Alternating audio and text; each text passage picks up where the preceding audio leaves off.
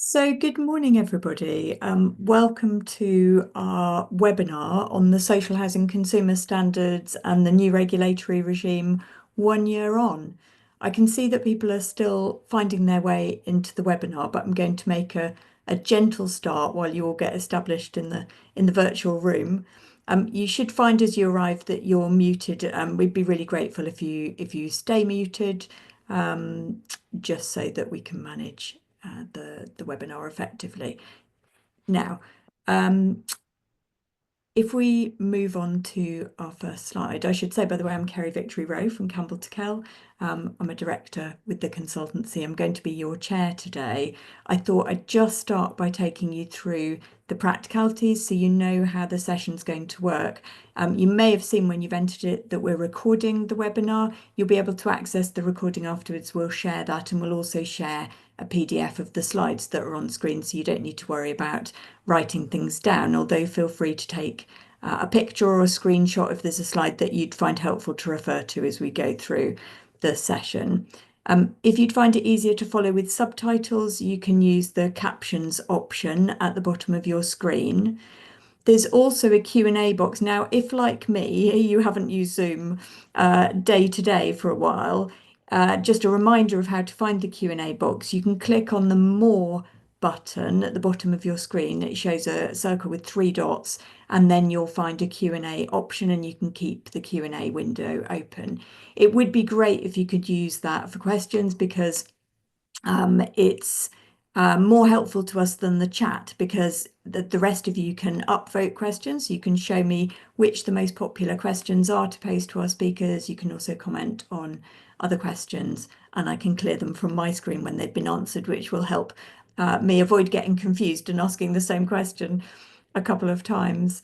So do use that if you can, but feel free to use the chat box if you have technical issues. So any problems at all, our team are on hand to help. I said that you'd be muted when you come in. You're welcome to have your video on if you'd like to, or to turn it off. That's entirely optional.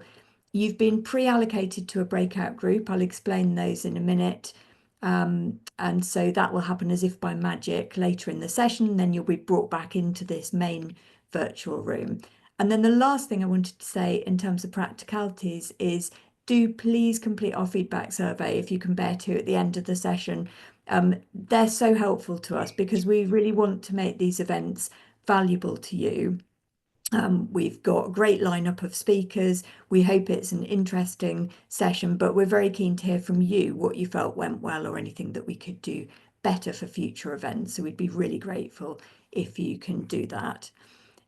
We've got a packed agenda for you. So just to talk you briefly through that, there is some indicative timing there. I'm probably already on track to slightly exceed my 5 minutes, so a little bit of flexibility about how we manage this. But I know you'll all be really excited to hear from the other speakers that we've got lined up. So we're going to spend most of our first hour with Kate Dodsworth, Chief of Regulatory Engagement, the Regulator of Social Housing, and my colleague Sue Harvey, who are going to reflect on the first year of the new regulatory regime, the new set of consumer standards. And there'll be an opportunity for you to pose questions. So do use the Q&A to do that. We'll get to as many questions as we can. I can't promise we'll be able to ask all of them, but certainly we'll have some time to cover some of those in the next hour. And then we'll move you into the breakout rooms where we've got a host of excellent speakers to follow. There'll be one breakout group chaired by my colleague Catherine, which is for housing associations and other private registered providers, and a second breakout group chaired by my colleague John for local authorities. And as I mentioned before, you've been pre-allocated to those. Don't panic if you find yourself in the wrong one. We can sort that out, and I'll give you a bit of detail when we move to the breakouts about how that will happen. Then we'll bring you all back into this main room to compare some notes from across those breakout sessions before we finish.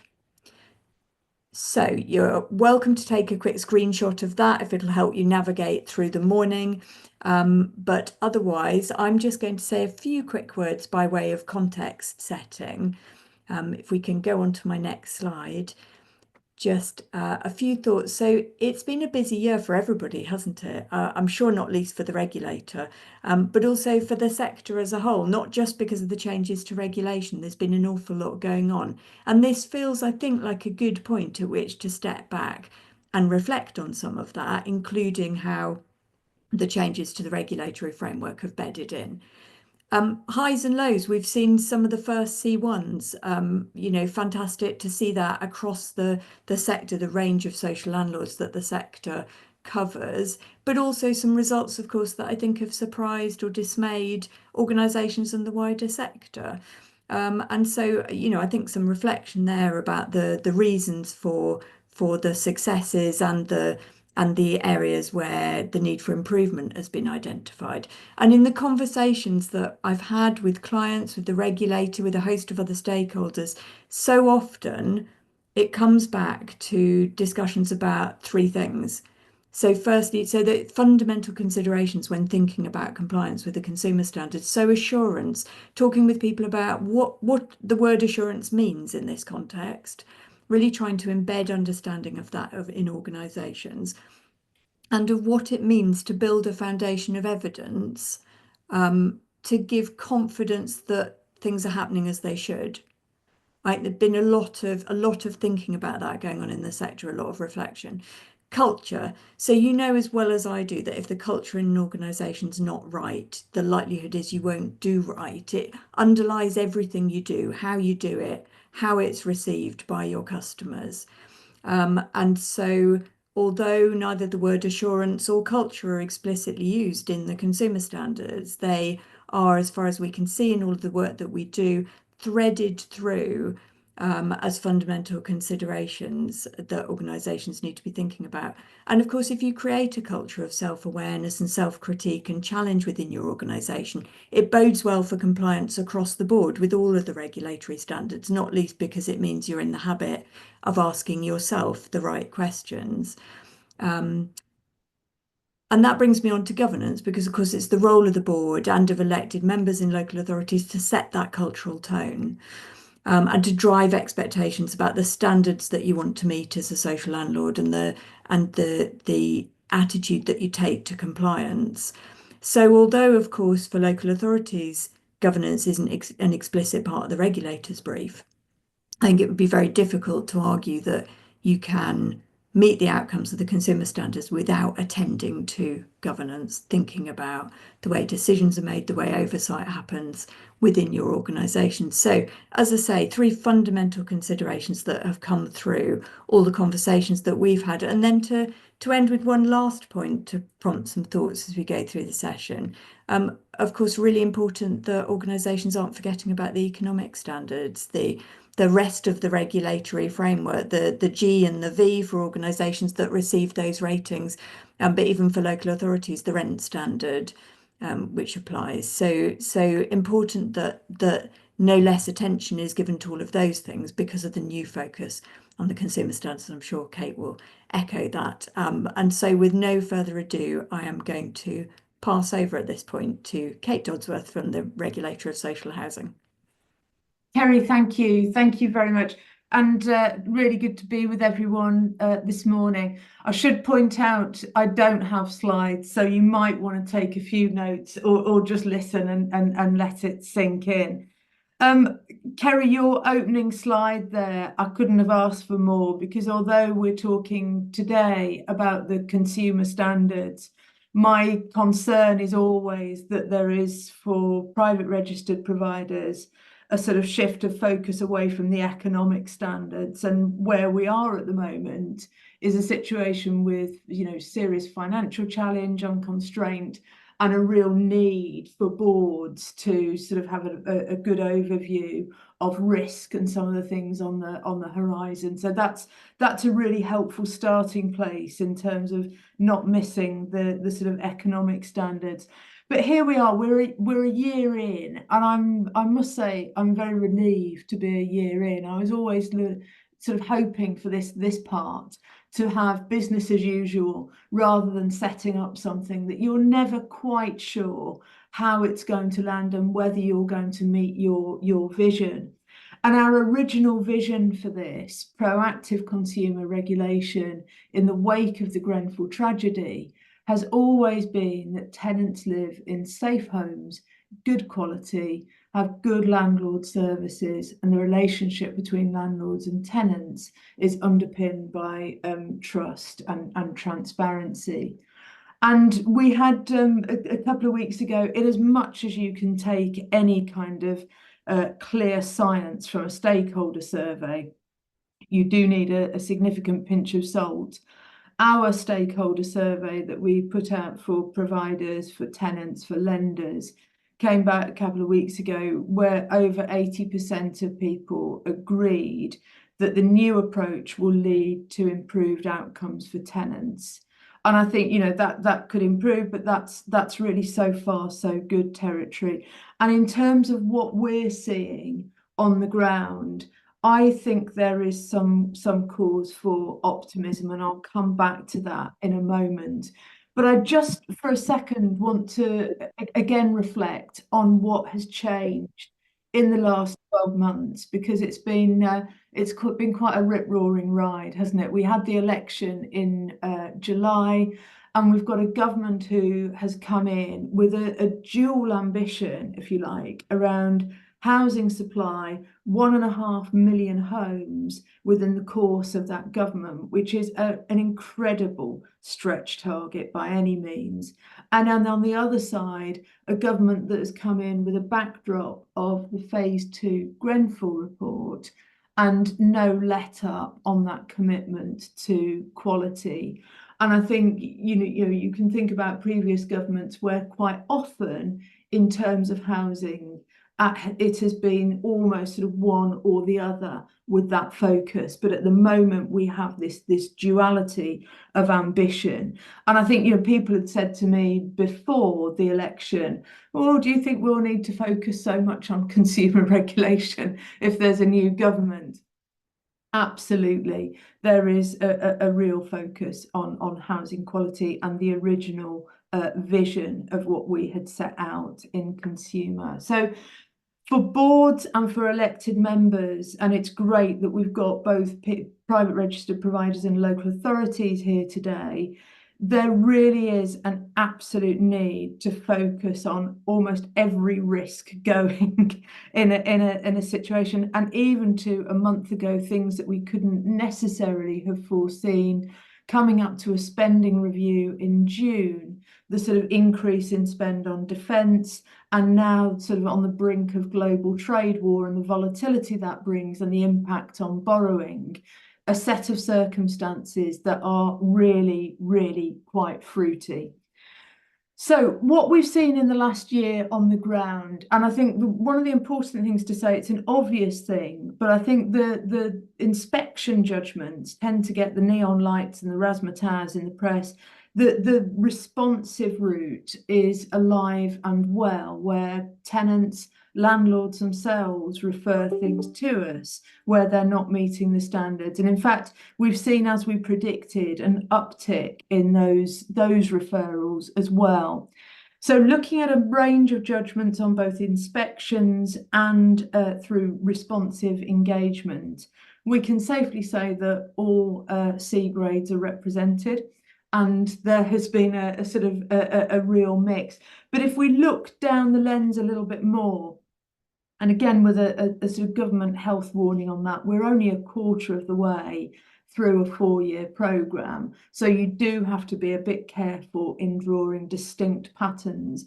But some of the themes, you can see on the gradings, there are more local authorities in the C3 area than private registered providers, but both local authorities and private registered providers have a mix of judgments. Now, on the local authority side, I don't think that's a huge surprise. In fact, some of you will remember that we were going out on platforms and preparing all the sector for the fact that we didn't think there would be large swathes anywhere in the C1 area, not least because of the breadth of consumer standards and the breadth of areas that they cover, but of course that this is new.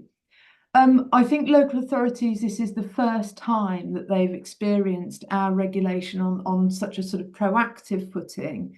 And private registered providers, through the in-depth assessment process, through economic regulation, have been used to the way that we inspect and come out and look for, as you said, Kerry, at the start, that really important thing of evidence of assurance against the standards.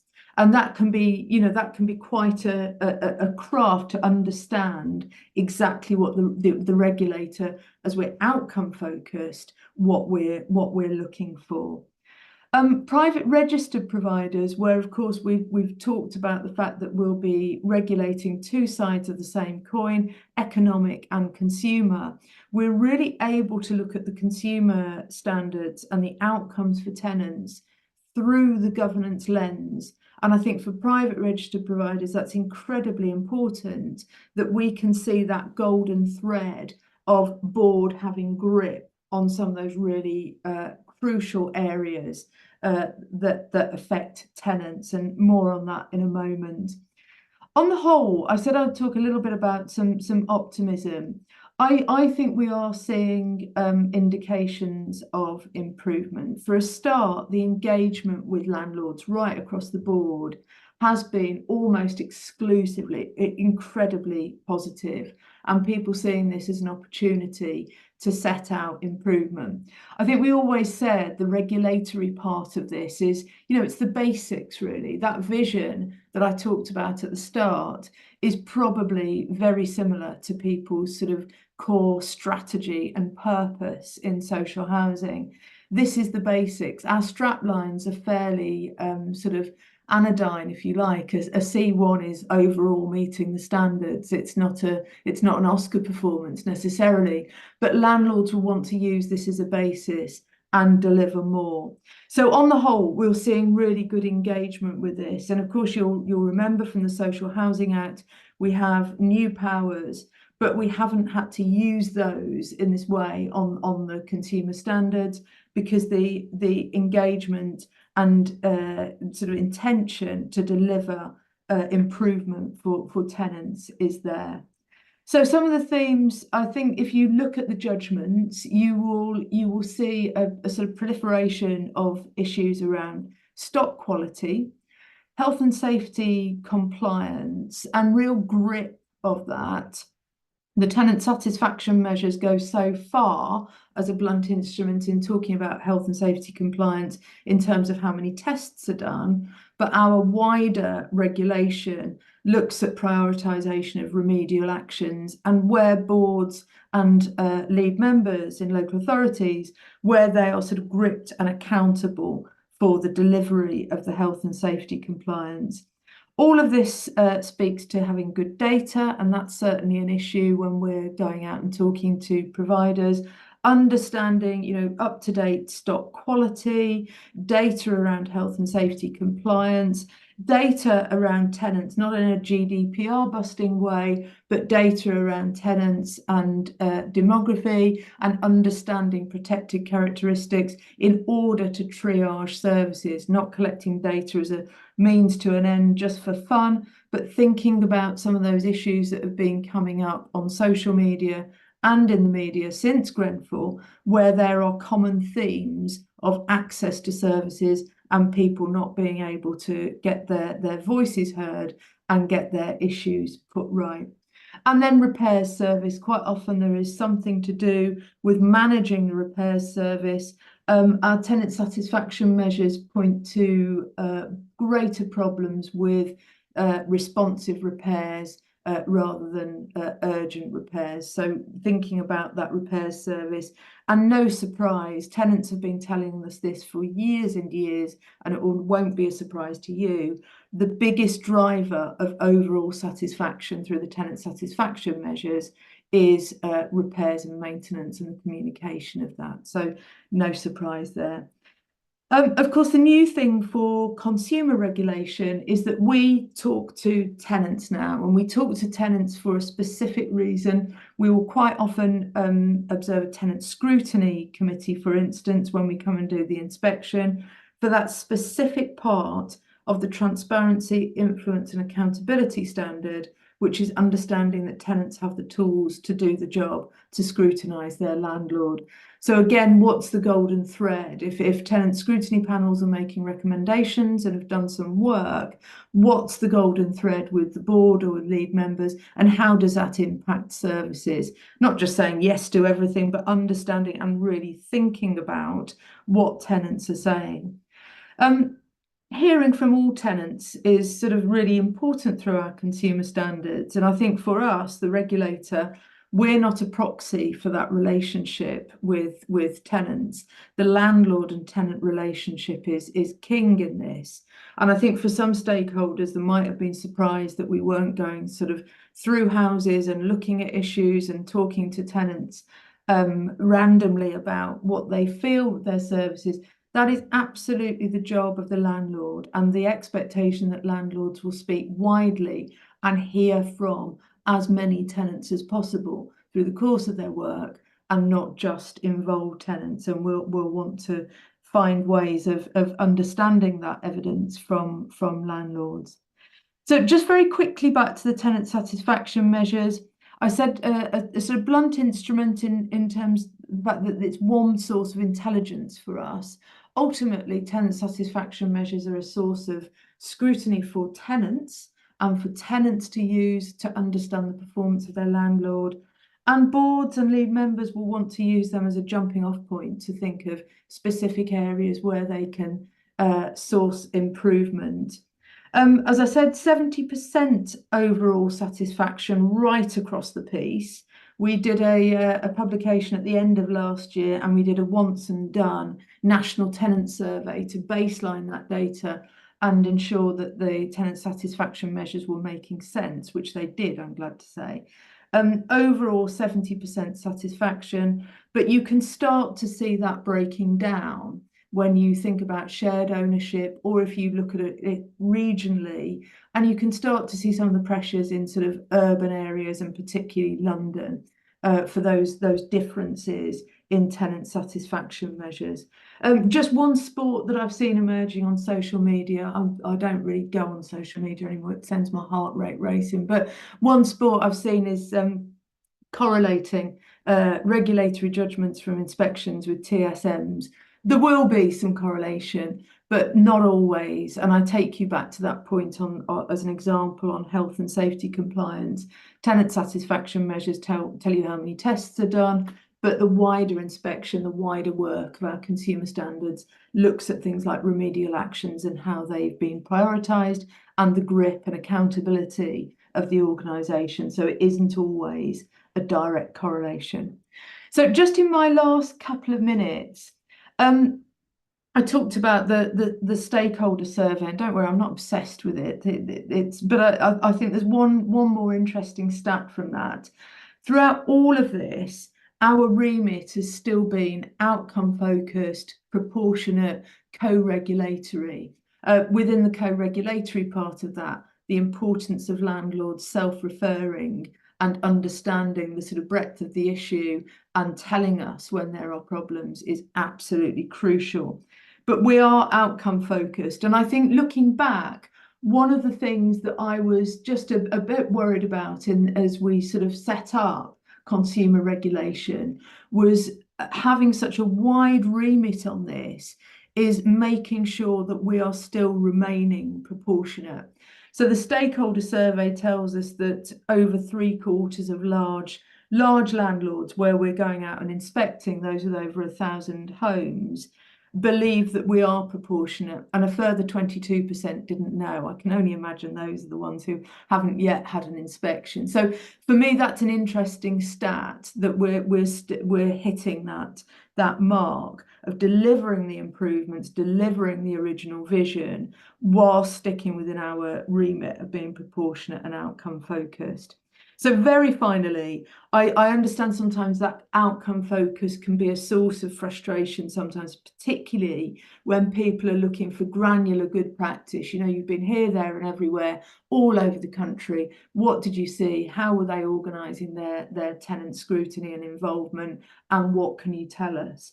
Well, we don't do that because we're not prescriptive, but just two publications that will be coming up this year that might be helpful for people is we have always put out a consumer regulation review looking at consumer regulation in old money that wasn't proactive. We are now going to do a combined regulatory publication. For local authorities, I think still there will be some interesting things in there around governance and viability, but definitely on the consumer side. And for private registered providers, hopefully that thematic approach through all aspects of our regulation will be useful. And then the usual sector risk analysis will be out after the summer, which I think is quite a helpful publication. So that's as close as we get to good practice, but we leave the good practice to people like Campbell Tickell and other sort of umbrella bodies and consultants. I'll stop there, and I think I'm just about on time and pause. Thanks, Kerry, Sue.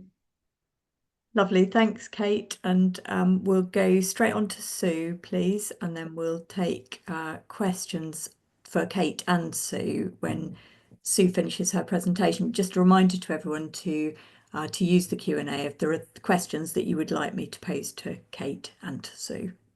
Thanks, Sue. Thank you, Zena. Can I have the next slide, please? So I'm going to just examine a little bit of what we can see from the consumer grades published to date with the, so directly following on from Kate on correlation between the TSMs and other things and the consumer grades. And I think from our perspective, we were not expecting a direct causal link, but it would be good to see that those two things are examining very similar things, and that there is some correlation and there is some learning that we can get from that. But my normal, the statistician in me wants to warn about small sample sizes, and I haven't done the statistical significance testing, but you can just see from the size of the numbers that some of these are just observing patterns very early on. So it's early days. We've got 73 C grades published, about 20%, so a fifth of what we might land up with.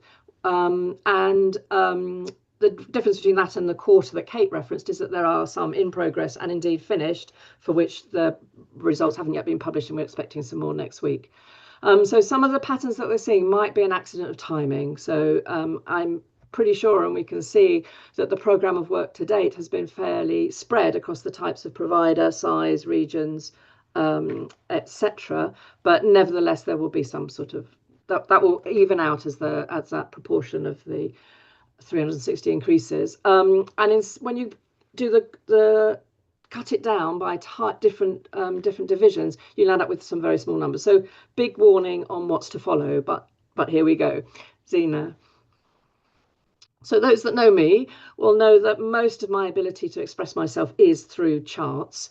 So there's a lot of charts coming up.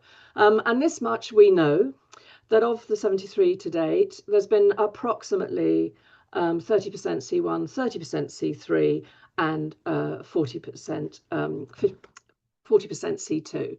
So that's the split overall in what we've seen, and a tiny proportion of C4s, which is good news for the residents of those landlords. I think there is probably more C1s than we were expecting. So that, again, is really good news. But I echo what Kate has to say. Kate says it's not an Oscar. I say it's not a gold star. Just as with the G and the V for housing associations, we know that those are not top marks. They are passing a hygiene test. So we need to bear that in mind. Next slide, please.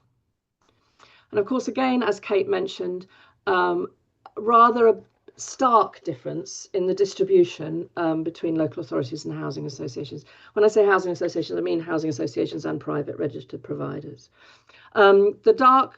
The black horizontal line in here represents the gap between the border between meeting the regulatory standards and not meeting the regulatory standards. And we can see that there's a great deal of more C3s for local authorities than for housing associations, and a great deal more C1s for housing associations than for local authorities. But we have had some local authority C1s, and so that's very positive because it allows us beginning to build a picture of what the difference is.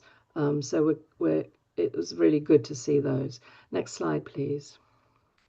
This looks at the difference across size of landlord with that health. The numbers in brackets are the sample size for each group, and obviously there are not that many landlords of over 40,000, and only 4 so far have received a published C grade. And I think the most important thing to take away from this slide is there's not that much difference of where the horizontal line is. So the black horizontal line. So I would be almost certain that that position will vary as the numbers grow. The tiny differences are not significant. But what you can see is a big difference between the C1s and the C2s below that dark horizontal line. And in particular, it's the smaller associations that are perhaps not achieving a kind of average proportion of C1s. And I think we will learn more as we go forward. But I do wonder if that's part of that is about just the organisation of the staff team and the data holding kind of capability of smaller associations. But for the moment, it's still too small a number to know, but it's a pattern that's worth recalling. But actually not that much difference in by size between meeting the standards and not meeting the standards. So next slide, please. This looks at the regions of the associations that have had C grades to date. And this is, I think, quite a well understood phenomenon, and Kate referenced it previously. There is a big and noticeable pattern between London and the South East and the rest of the country. And from work we've done previously, we know that this same pattern is reflected in the Housing Ombudsman's results, as long as you calibrate them to the scale of the landlord. There's a very big London effect and a sizable, but not as big, Southeast effect. So I think we can see, but again, there's stars against the number of London landlords that have been publicly graded, and again against the mixed. But nevertheless, there's a very steep rise in where that dark black horizontal line is. Thank you. Next slide, please.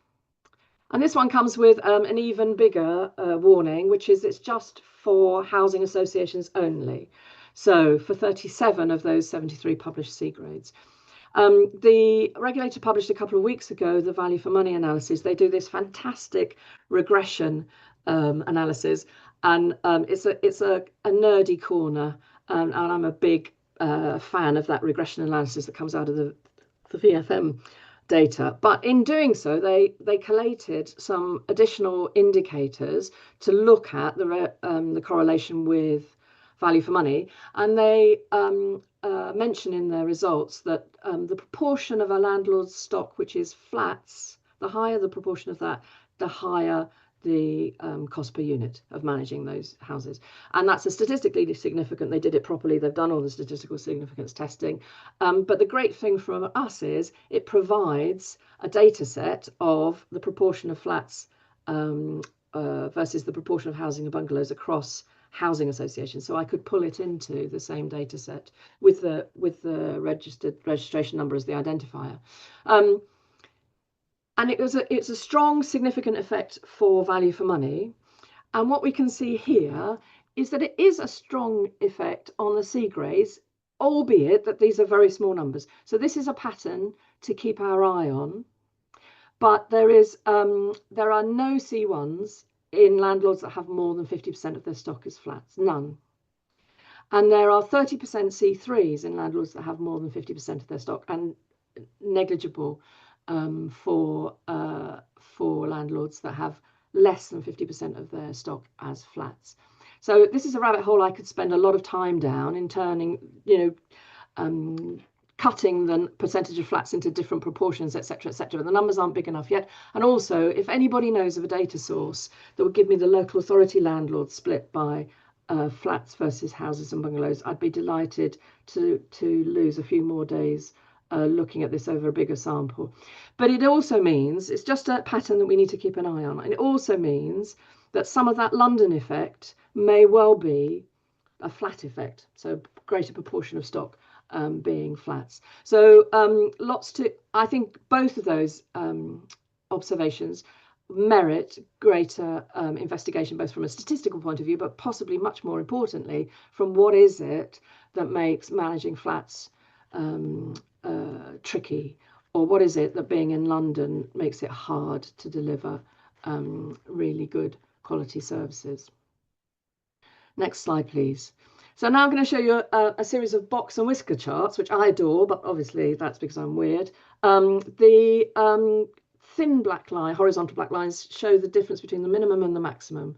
The central horizontal black line is the median. So that's the point that's halfway along the distribution, which is different from the average, but nevertheless, it's the halfway point on the distribution. And the coloured boxes just reflect the second and third interquartile range. So the bulk of landlords fit in those coloured boxes. And you have all at the bottom, and then C1, C2, C3. C4, there are not enough to draw a box whisper. So what we can see that there is a gradient, so there is a correlation between overall satisfaction and the C grade.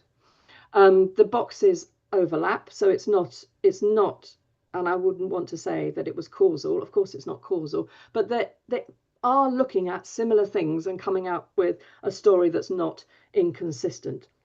So that's helpful to landlords because we do the TSMs every year, but also we do other things in between. We do a lot of landlords do regular transactional satisfaction, like were you happy with the last repair? So we can think about how we can strive to both to improve resident satisfaction, and it will be in the end correlated with the consumer grade.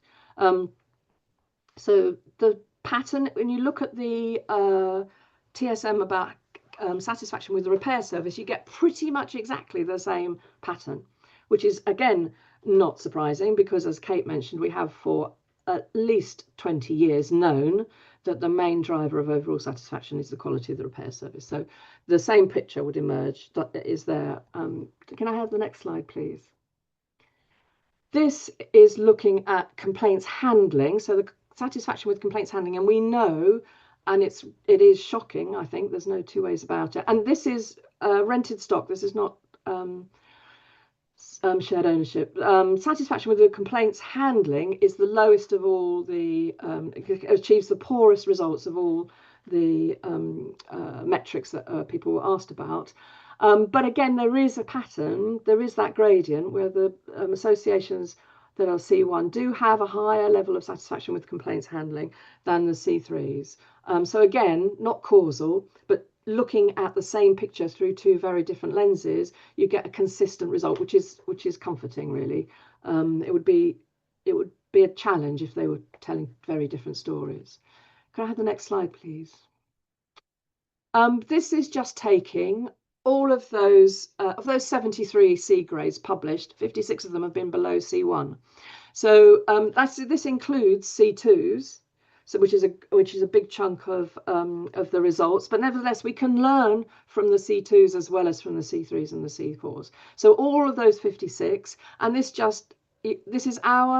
we read every one of the RJs in minute detail, and we capture the reasons given, the reasons cited in the RJ by the regulator for the gradings that they've awarded. And just as Kate said, stock condition, repairs and maintenance, health and safety, top of the list. Data integrity, and then some the equitable outcomes thing, tenancy engagement, complaint handling mentioned, and performance. And then some things that are mentioned only in a very few of those. So just to echo what Kate has said, we know what drives the C grades is stock condition, repairs and maintenance, health and safety. Can I have the next slide, please? When we look, so this is us reading the runes, and I'm not sure if Kate would confirm this or not. So reading at all of those RJs, what we can see is a difference between the C1s and the C2s. The C1 is not perfect. It's overall meets the regulatory standards. So though any landlord, it's not that you have no complaints or that nobody's unhappy with the repairs. It's not, it's overall. So it's really interesting and learning to see what we can tell about the boundary between C1 and C2, and indeed about the boundary between C2 and C3. And this just mimics debate and discussion that will go on within the regulator when they do the quality control meetings before a RJ is published. I'm sure this is the same thing.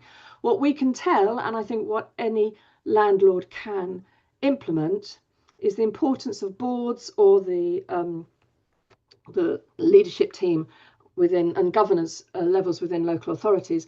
The first thing is about self-awareness. So people that have done an assessment against the consumer standards and know or have an idea about where they have gaps and where they have room for improvement. So I think one of the things we can clearly see is people that have been rather surprised that the regulator didn't feel that they were tip top on the consumer standards. So you should be aware of where you think you stand, and that the discussion with the regulator shouldn't really be about surprises. It should be about, yes, we know we have some gaps here and this is what we're doing to it. What we can see in the regulatory judgments is that the boards and the councillors' ownership of those improvement plans is a really big matter for them. So can they see that once those gaps have been identified, that it is those bodies that are pushing the improvement plans? So it's not that, yeah, we know we've got some gaps, but we'll worry about that next time we're inspected. It's, we know we've got some gaps. Here are the gaps. This is what we're doing about it. Here are the milestones. And the fact that the monitoring of progress against those improvement plans is clear and something that the regulator can see when they come to do an inspection is a very important divider. And I think also willingness to take some difficult decisions to fill those gaps. So these are difficult decisions, not only financial, but a lot of financial, all landlords are facing financial constraints. So if those gaps tell you that we need to do more stock condition surveys, which are not cheap, or we need to have more people, we need to reduce the size of our patches, or we need to put more key people into the complaints handling team, that those decisions are taken. And I think that's what we can see. And as that's us reading the room, so I don't know if Kate would agree. It's not the only things by any means, but that is the kind of common themes of what we can see about the boundary between a C1 and a C2. Can I have the next slide, please? Oh, there we go. That's me done. Thank you. Lovely. Thank you, Sue and Kate, both very much for those fascinating presentations, which I think drew out some common themes whilst also drawing attention to some different things. But one of the things I was struck that you both touched on was some of the reasons for the non-C1 grades, in particular stock condition repairs, health and safety issues. And I suppose the question that begs is, what's behind that? Is it that property management is harder than housing management for providers? Is it that actually the sector's paid less attention to those things, or that it's just conversely really, really good at some of the housing management things, the antisocial behaviour, the tenancy, the domestic abuse, and so on? Or is it that actually there's more regulatory focus at the moment on those property related aspects? So appreciate not an easy question to answer probably, but I thought it might be helpful to reflect on that a bit. Kate, do you want to? Shall I go first? Yeah, brilliant. Actually, just going back to your point, Sue, about reading the room. Yeah, I recognise the things on that slide, and actually I was reflecting. The same is true actually between sort of C3 and C4 boards as well. It's that awareness and what's the plan. So you can look at it through slightly different lenses. Kerry, your point, I think there is variation. There are elements of all of those things that you've said. I think for the sort of stock condition and health and safety compliance, they are fundamentals in terms of understanding whether your tenants are safe in their homes or live in good quality homes. And I think, you know, they've got a long tail back in some of the issues that we've seen on TV. And I think unless boards and lead members can assure themselves that those two areas are satisfactory, how on earth can you deal with the problems? Can you put them right? Because you're not able to diagnose them. So I think there is an element of all of those things that you said, but I think they will always be fundamentals because they're so important. There's such a correlation with, you know, consumer regulation and old money in terms of harm to tenants as well. So I think that there's a mixture of things, but they're bedrocks really. Yeah. And data underpins a lot of them, doesn't it? You know, which is why I guess, Sue, in your analysis, data integrity comes out really highly as well alongside them. And I think I would just add to that to say that I recall the journey that landlords and the regulator went on when the governance and viability standard was launched in 2015 and then regulated through, in part, through the in-depth assessments subsequently. And there really was, I think about stress testing, which of course is very close to my heart. Right at the beginning of that process, there was just a real focus on, have you got any stress testing? You know, and then did you stress test your main risks? And then because you've just, if people haven't got that, you can't go on and talk about the nuances around the edges. So that was very much the focus the first couple of rounds. And then as it's developed, now we're getting much more focus on the mitigation, the recovery plan. So this is for housing associations, doesn't apply to local, but that we can learn from that journey. Have you got a recovery plan, mitigations? What would trigger them? How does the board know that it needs to implement some of those mitigation plans? What mitigations have you used up in the last few years? They're no longer available. So the approach has evolved. And the early days was real focus on the fundamentals. So on governance terms, you know, have you selected a governance code? Do you know whether you comply with it or not? So the fundamentals, I think, you know, it's unavoidable that they form the really big focus at the beginning of this journey. And as we go through subsequent rounds, not that they will fall away, but they will become, you know, that's, well, of course, most people will have them. And most people will have sorted that. It's relatively easy to understand what you need to do to sort them, not to say that implementing it is easy. So we will see that change, I think, as we go through. But still, at the top of the reasoning on governance or viability downgrades is around risk management, stress testing, and financial resilience. So some of the messages don't change, but I think that's what I would agree with Kate on there.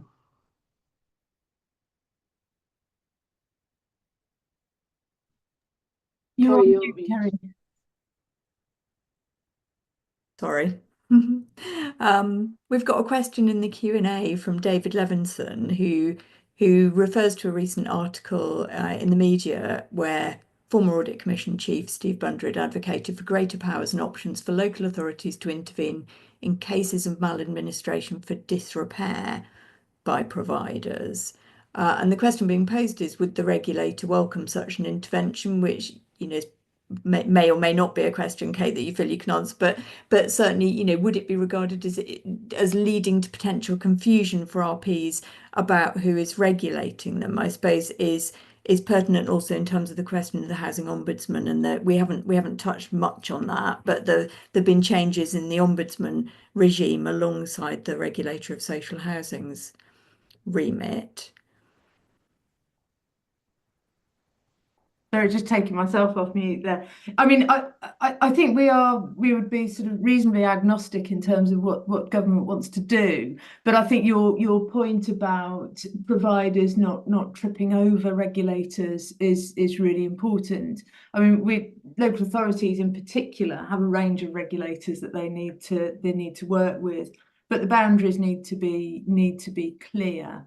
And I think on the housing ombudsman side, I'm sure somebody will ask it, so I might as well answer it because it usually comes up in terms of overlap.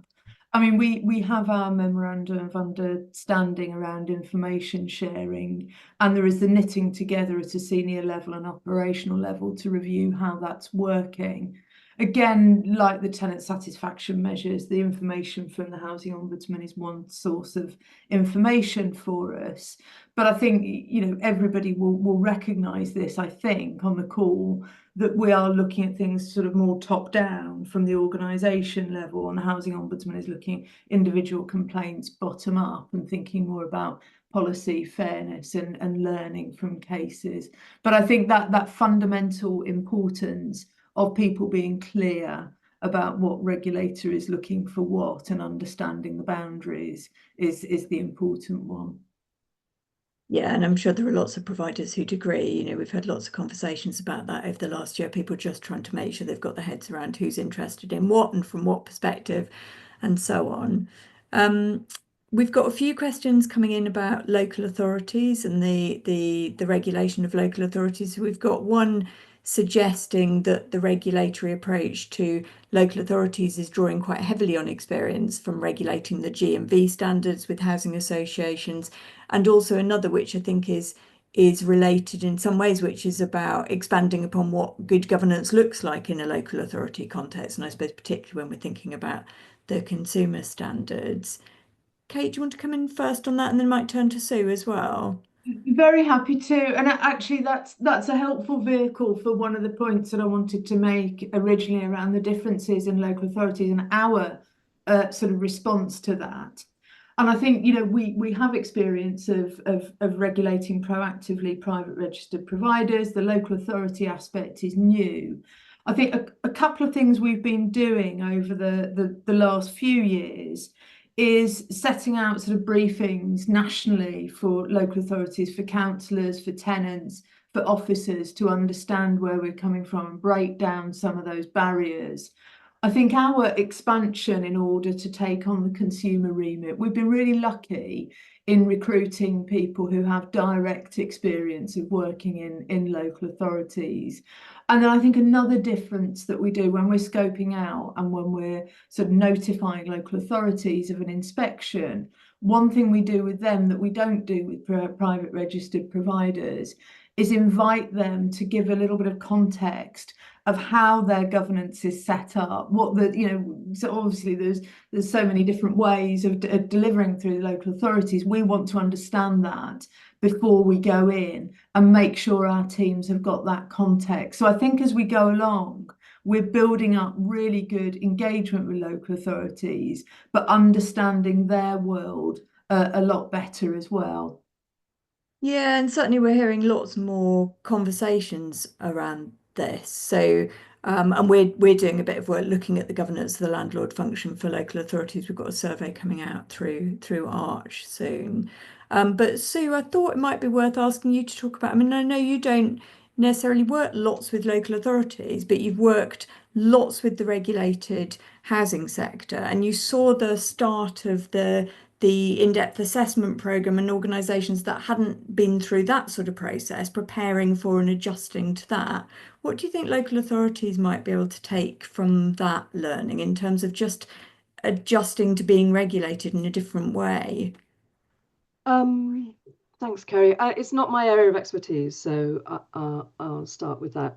I think it's just a general rule across the world as a whole, outside the housing sector as well, is if it's regulated, then people change behaviour, organisations change behaviour. Indeed, you would want them to. That's the purpose, particularly of consumer standards, is to bring about change. So once something is regulated, there was an old saying, I think it was, anyway, it doesn't matter, about if it's measured, something happens. Well, if it's regulated, something happens. So I think we have seen changes over that 10-year period within housing associations, organisations, in terms of teams and people and reporting to boards and subcommittees and things.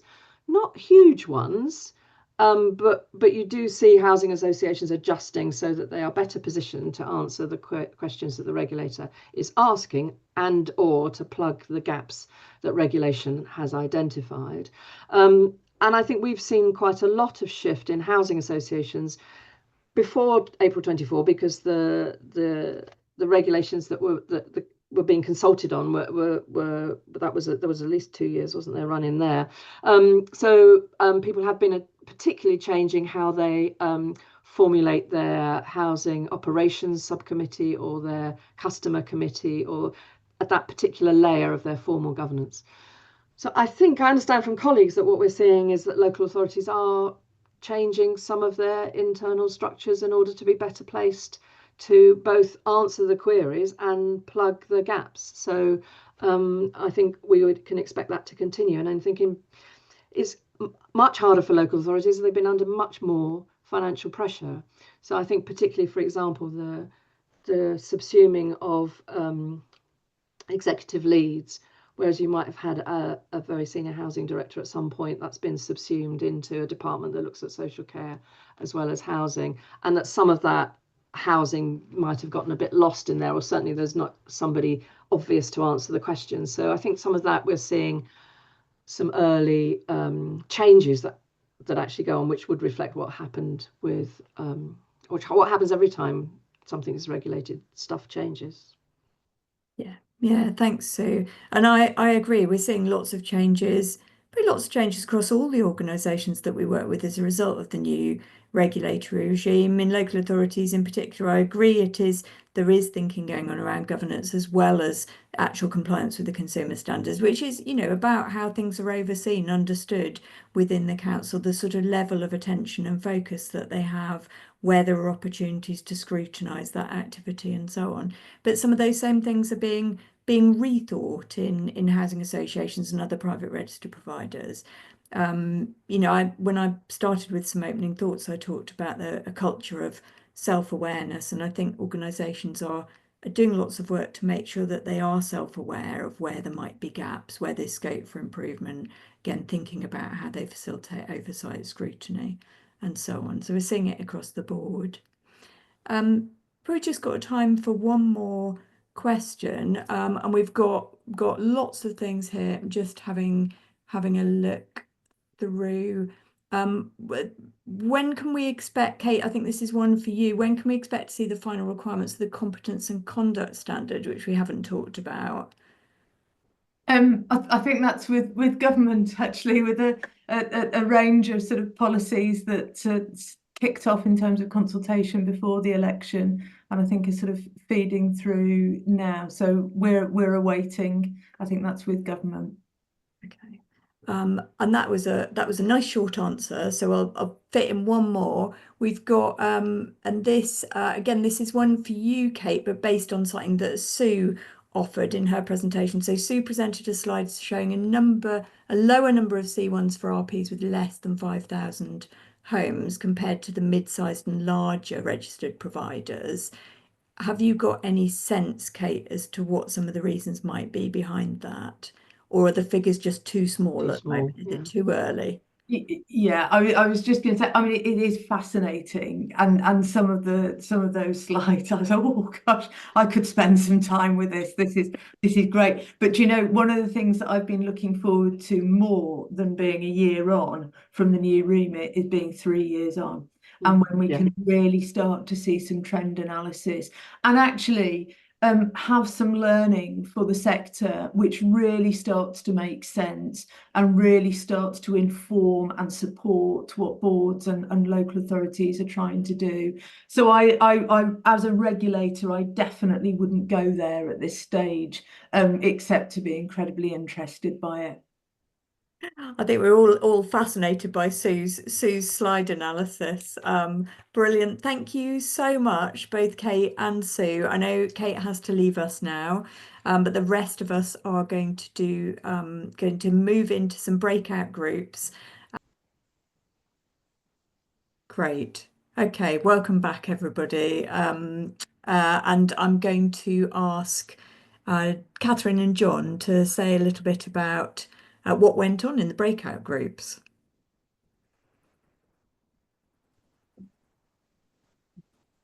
Thanks, Kerry. Was that you're coming to Catherine first? It was, yes. Sorry, poor direction on my part, but yes, Catherine, come in and let us know what you were chairing, obviously the group with the housing associations and the other registered providers. Thank you.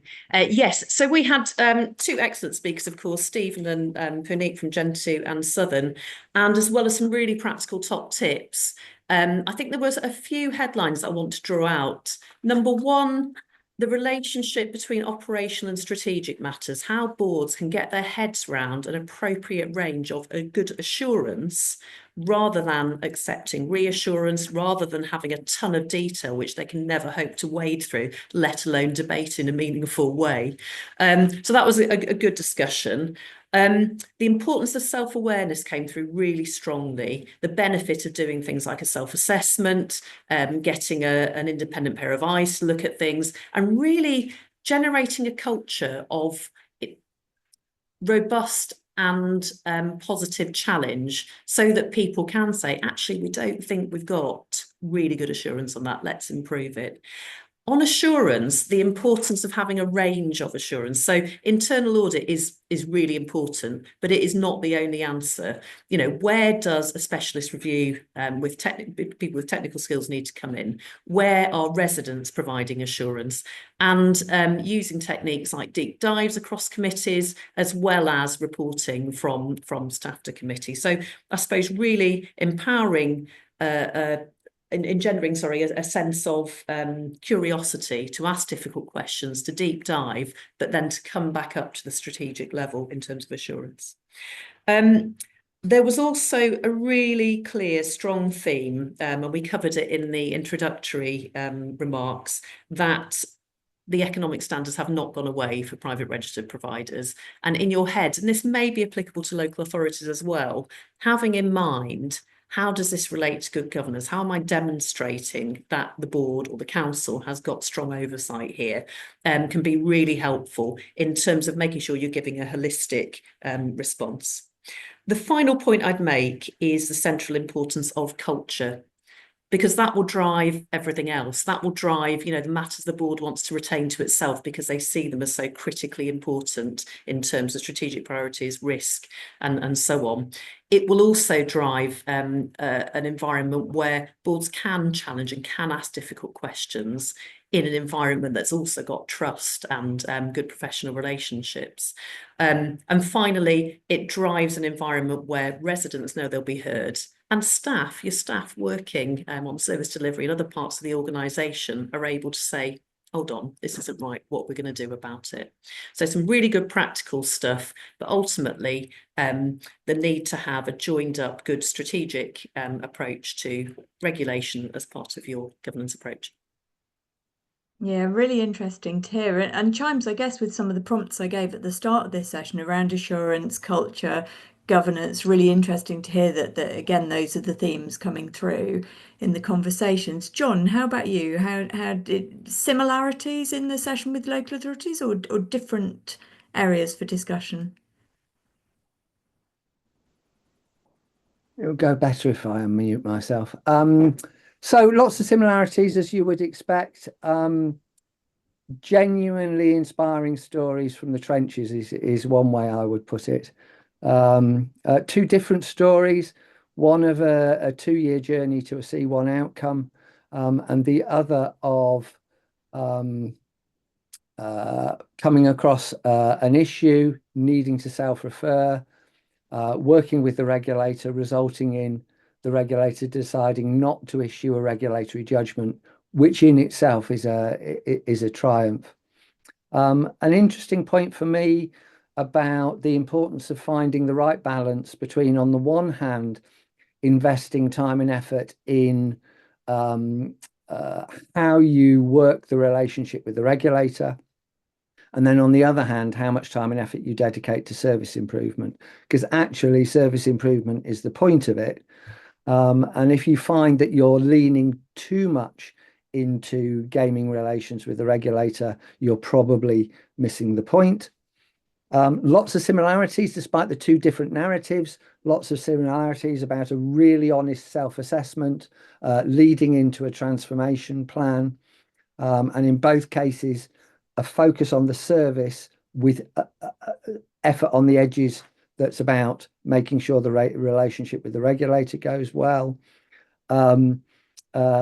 Mentions for CT in both narratives about us being doing a really ruthless mock inspection in West Lancs. We pride ourselves on being tougher than the regulator, and that really helps people to prepare. though that's not always how they feel on the day. An interesting point about the fact that every organisation is on a journey, and the regulator recognises that, and that it's about demonstrating an ability to plan and execute that journey from wherever your starting point is. And good points as well about making sure that you are walking alongside your members on the journey, because significant learning needed in that sphere, and sometimes some fairly big changes to the way that housing services are governed, to take account of the regulatory regime. But other than that, lots of similarities to the things that Catherine talked about, and just fantastic to hear stories from the front line of really good work producing really excellent outcomes. Yeah, really interesting to hear about. And I suppose, that point about where you put your focus, should it be on the relationship with the regulator and satisfying the regulator, or should it be first and foremost on service improvement? I'm sure most people know the answer to that, but nonetheless have to manage that relationship with the regulator. And one of the questions that came up when we offered the opportunity for people to ask questions in advance of the webinar was about, how do you best prepare for this? How do you best prepare for inspection, including thinking about, how do you robustly self-assess? So it'd be really good just briefly to hear from you both about what you think, either from what you've heard in the breakout groups or from your wider experience. What is it organisations need to do to be really well prepared for engagement with the regulator? Catherine, do you want to go first? I think I'd come back to the self-awareness point, and there's probably some quite practical things to be done there in terms of reviewing where you are.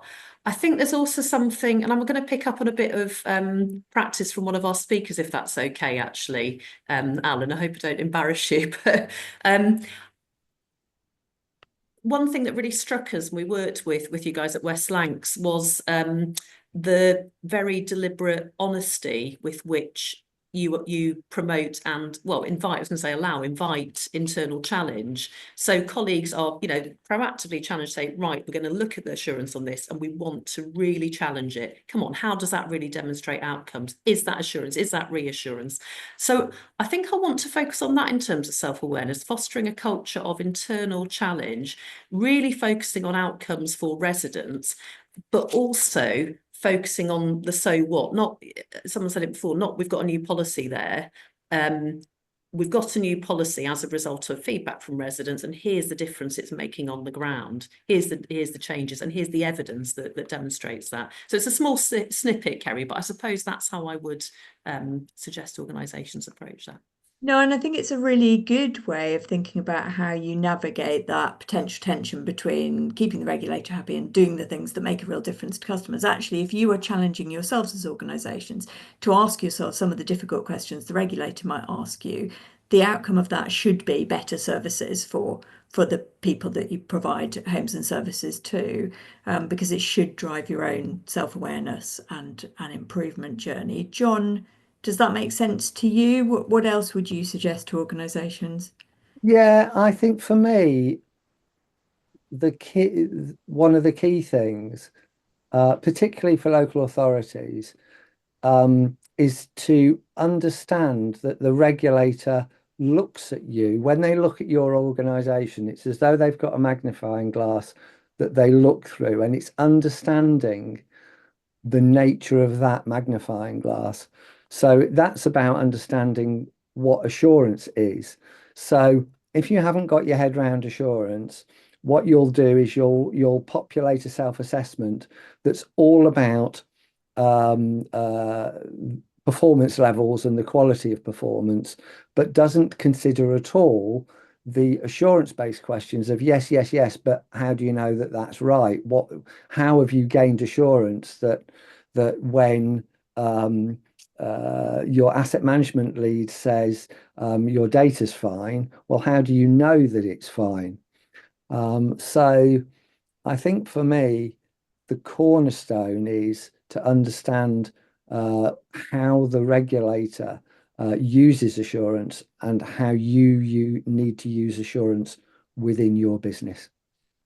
Yeah, it's one of those concepts that has just gained and gained in importance in the sector, hasn't it, over the last few years? I mean, it started arguably with the revisions to the Code of Governance, the National Housing Federation's Code of Governance, which the housing associations of you in the room will be familiar with, which put considerably more emphasis on assurance than had gone before, partly as a result of the sort of increasing attention being paid to it in the sector, and it's certainly front and centre now, as I started by saying, in so many of the conversations we have with people about regulatory compliance. Catherine, go on. Can I just mention one other thing, Kerry? I suppose we can't leave this without talking about transparency with the regulator, and the importance of, in those honest conversations, in looking at assurance, if you come across something that means it's, what you thought was happening, in fact, isn't, being clear about self-referral, being clear about the route you would take, being clear about the board or council owning that, because there is nothing the regulator hates more than coming in and finding things that they really should have been informed about in the first place. So I suppose just a transparent, don't be afraid, don't fear the regulator, but co-regulation is really critical. And that means boards and councils really understanding the evidence of compliance, but also having conversation appropriately with the regulator if it's needed. Yeah, and it's responding to the assurance, isn't it? So one of the things we often talk with organisations about is it's all very well having assurance. You've got to respond to what it tells you. So if it tells you actually that there's a problem, that the test is how you then respond to that and what you do. John, you wanted to come in as well. I'm just going to make some numbers up. Perhaps if you, from a standing start, if you tried to undertake all of the work that was involved in delighting the regulator, that could be, let's say, between 30 to 40% of more work that you are currently not doing in a worst case. However, if you build the way that the regulatory stuff into the way that you run the business, it might only represent 10% of extra effort. And so the difference between doing the regulatory stuff as a sticking plaster that you stick onto and at the edge of the way that you run the business is massively will add a massive amount of extra effort. Whereas if you build it into how you run the business, it's a much, much lower level of effort, and it will help you run the business better. Yeah, you can deliver the outcomes and then hopefully easily demonstrate that to the regulator.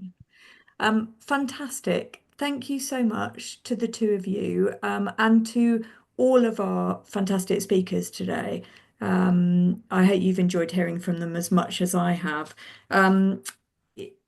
I was struck by what Kate said about, she'd been looking forward to 1 year of the new regulatory regime, but looking forward even more to 3 years of it and being able to reflect back. And maybe we'll have to make an annual event of this so we can reflect. It'd be really interesting to see how this develops over the next year, and what some of Sue's charts might look like at that point. But for now, thank you so much for joining us today. Hope you've enjoyed it. Do fill out our feedback form if you can. Zena's just posted it in the chat for you, and enjoy the rest of your day.